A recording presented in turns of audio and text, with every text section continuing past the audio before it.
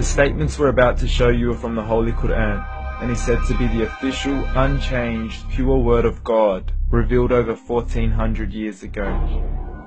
Claiming to be the word of God is a heavy statement, and without proof, or if a single contradiction is found within the book, the apparent word of God will be proven false. So without further ado, let's put the book to the test.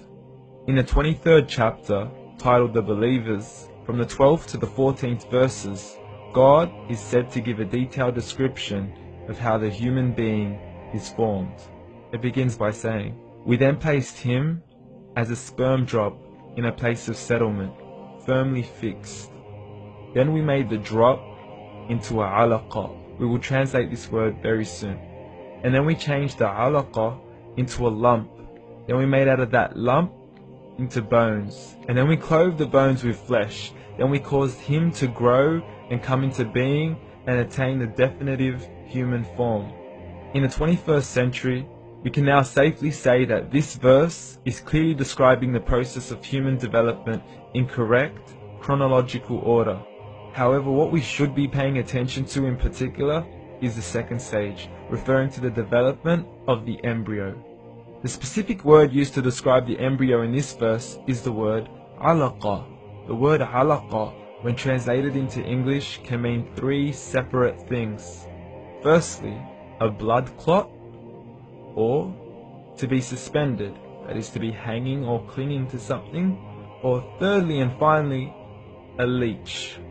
Now, all three definitions don't come anywhere near what we perceive to be the human embryo. So, why are these words used, and what significance do they share with the human embryo? Can the embryo be described as a blood clot? Well, what do you think? In the 3rd week of embryonic development, a tubular heart joins with the blood vessels to form a primordial cardiovascular system, and by the end of the 3rd week, the blood is circulating and the heart begins to beat on day 21. The first thing that comes to mind in regards to being suspended or hanging is the umbilical cord. But we can't use that example because we are simply referring to step 2, before the baby has even formed. But we now know today that the umbilical cord is formed from the connecting stalk.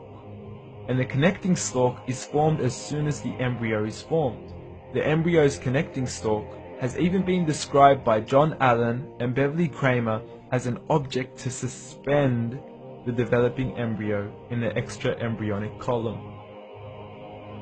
So an embryo is suspended and does have a strong resemblance with a blood clot. What on earth would an embryo have to do with a leech? Figure A shows the structure of an embryo at 25 days. Figure B shows a leech. Now please note once again that the embryo in this stage is no greater than the size of a kernel of wheat. This is an X-ray of the embryo at 22 days. This is the internal structure of a leech. It's mind-blowing stuff, but you still haven't seen anything yet. This is the head of the embryo at 22 days.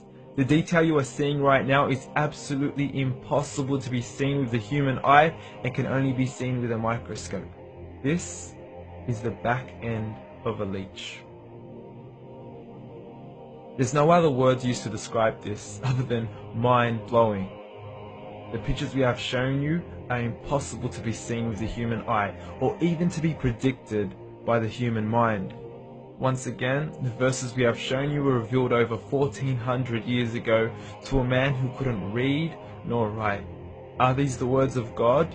Descriptions of the human embryo in the Quran cannot be based on scientific knowledge in the 7th century. The only reasonable conclusion is that these descriptions were revealed to Muhammad from God, from God, from God, from God, from God.